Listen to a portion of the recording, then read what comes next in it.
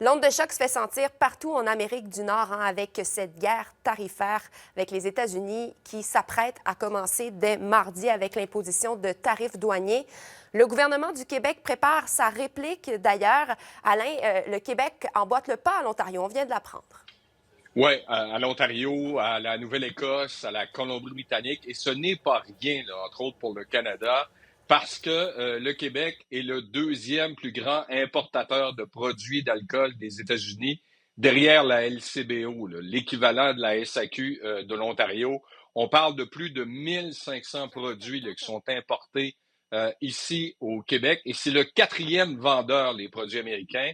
Donc, le message est très clair, là, dès mardi, sur les tablettes de la Société des alcools du Québec, il n'y aura plus de produits américains et la SAQ ne va plus fournir aux restaurateurs, aux bars et aux agences des produits américains alcoolisés à partir de mardi. Le premier ministre a entre autres souligné qu'il allait soutenir l'économie, soutenir les entreprises et soutenir les travailleurs, bref, répéter le message qu'il a fait hier. Et avec Donald Trump qui ne semble pas écouter personne qui tente de le convaincre de faire marche arrière, bien, la ministre de l'Économie du Québec espère que les marchés boursiers provoqueront une forte réaction lundi et que ça pourrait peut-être le faire bouger. Ben, c'est ce qu'elle nous a dit en entrevue là, au cours des dernières heures, entre autres en réagissant à une nouvelle publication du président Donald Trump qui a répété, comme il le répète depuis des mois, qu'il n'a pas besoin des matériaux provenant du Québec, qu'il veut que le Québec, que le Canada devienne le 51e État des États-Unis. Écoutez la réplique de la ministre de l'Économie et de l'Innovation. Si le président Trump veut développer, en accélérer son économie, il n'y aura pas le choix que de s'approvisionner en aluminium.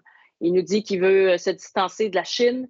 Eh bien, je pense que là, les options seront très minces pour lui en termes d'approvisionnement en aluminium. Si on regarde du côté du bois d'œuvre, eh bien là aussi, on a un apport considérable dans plusieurs États américains pour ce qui est du bois d'œuvre, dans l'État de New York, par exemple. Donc, ce ne sont pas des biens dont les États-Unis pourront se passer facilement. Alors, c'est pour ça que je dis que la réalité va le rattraper. Parce que, vous savez, les tarifs douaniers seront en vigueur à partir de mardi. Donc, est-ce parce que le président Trump veut voir de quelle manière réagiront les marchés financiers, les marchés boursiers lundi? Il y a fort à parier. Donc, on sera très attentif à ça parce que si la réponse des marchés boursiers est très forte, peut-être que ça va amener le président américain à reconsidérer une partie de ses mesures.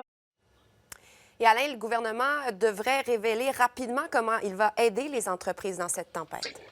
Oui, c'est la question que j'ai posée, entre autres, à la ministre Christine Fréchette, parce que le gouvernement ne cesse de répéter depuis plusieurs semaines qu'il sera là pour aider les entreprises.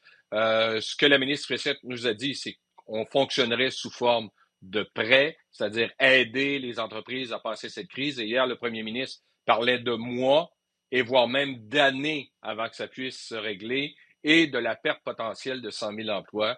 Christine Fréchette à nous. On est à regarder essentiellement pour des prêts, pour aider à la liquidité des entreprises qui pourraient avoir besoin de liquidité à courte échéance du fait des changements qui risquent d'être opérés donc au cours des prochains jours. Il y a une volonté de la part de l'ensemble des provinces, de la part du Québec et du fédéral également, de faire en sorte d'accélérer l'abaissement des barrières tarifaires interprovinciales. Parfois, il s'agit de reconnaître, par exemple, une législation qui prévaut dans une autre province et faire en sorte que cette législation-là soit acceptée et reconnue par l'ensemble des provinces et territoires. Et l'un des secteurs qui va avoir besoin de cette aide, c'est l'industrie forestière. Alain, elle va rudement être touchée par cette guerre tarifaire. Bien, c'est 57 000 travailleurs là, qui seront possiblement affectés par l'imposition de tarifs. Et vous le savez, là, on parlait de tarifs de 25 mais pour l'industrie du bois d'œuvre, c'est beaucoup plus que ça. Là. Ça va atteindre près des 40. Pourquoi? Parce qu'il y a déjà un 14,4 imposé sur les produits québécois à destination des États-Unis. Il y a 10 de la demande américaine qui provient du Québec, 40 est exporté dans l'État de New York. La ministre responsable des Ressources naturelles, Maïté Blanchette-Vézina. Le bois, on peut regarder du côté canadien, du côté québécois également. On est en discussion, les différents ministres, pour créer encore plus de marchés intérieurs. utiliser encore plus le bois québécois dans la construction. D'ici là, les Américains auront besoin de notre bois quand même. Et donc, l'impact va se faire sentir aux États-Unis également. Dans le secteur minier, le marché est plus diversifié, donc l'impact risque moins de se faire sentir, mais on va demeurer à l'écoute, on va être là pour protéger les Québécois et l'économie du Québec. Et Alain, en ce qui a trait à l'opposition, il y a Québec solidaire qui demande un débat d'urgence.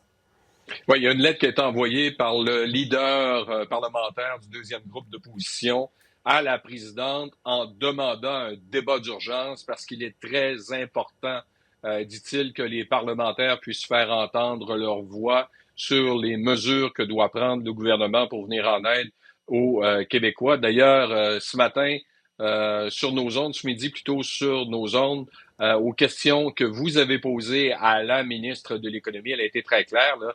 Entre autres, elle demande aux Québécois d'acheter davantage de produits provenant d'ici, de délaisser ce qui provient des États-Unis. Également, François Legault a tenu un caucus avec l'ensemble de sa députation à partir de 13 heures. Je n'ai pas encore l'information à savoir si c'est terminé. Je pourrai vous revenir avec d'autres détails un peu plus tard cet après-midi. Oui, on compte sur vous, Alain. Merci beaucoup.